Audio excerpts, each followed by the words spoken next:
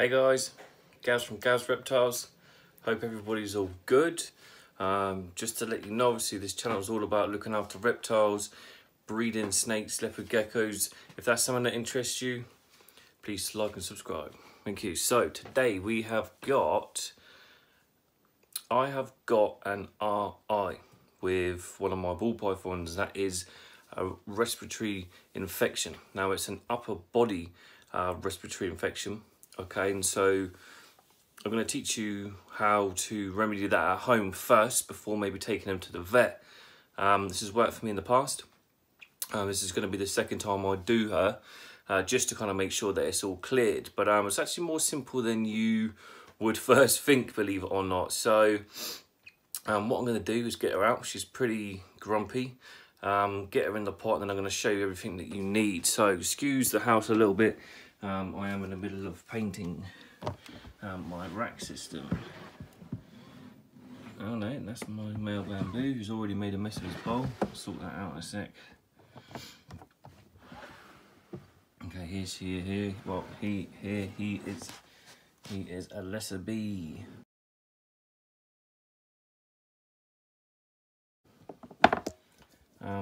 He's pretty grumpy now.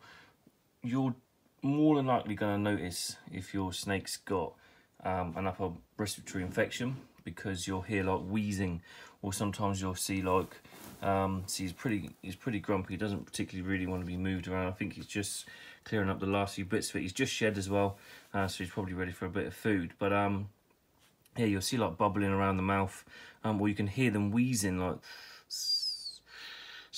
when they breathe. It was pretty obvious anyway, so if you see that, it's more likely going to be an upper respiratory infection. So I'm just going to grab him out. He is reasonably miserable, so he's probably just going to curl up. We'll get him out. I'm just going to carry him with one hand, which isn't ideal, but just for the video purposes. Okay, so just take him in. Right, you'll see that I'm actually painting my racks. Just going to set this down here for a second. So you should be able to see everything from there. I'm hoping, maybe. Okay, cool. So this is everything you're going to need.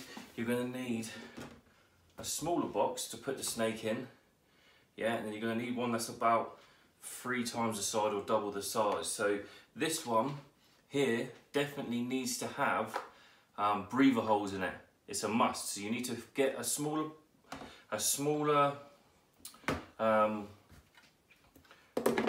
pot, shall we say, just to keep it to keep the snake in.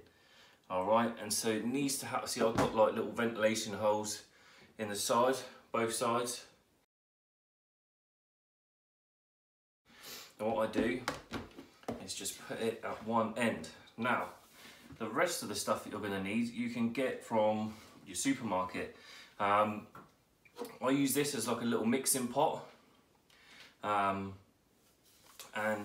all I do is take half a teaspoon of this vapor rub.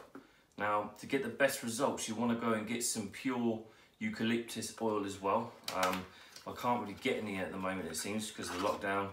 But the vapor rub's actually got the eucalyptus in it. Now, all I do is I just take this, I take half a teaspoon-ish, and I just slam it in this pot, okay? And then what I do is I take 250 mils of boiling water, which I've already done. I've already boiled the kettle. But you want to take about 250 mils. Don't need to be completely spot on, but obviously around about there is where you want to be. Just between the 200 and the 300 mark. Give that a good stir.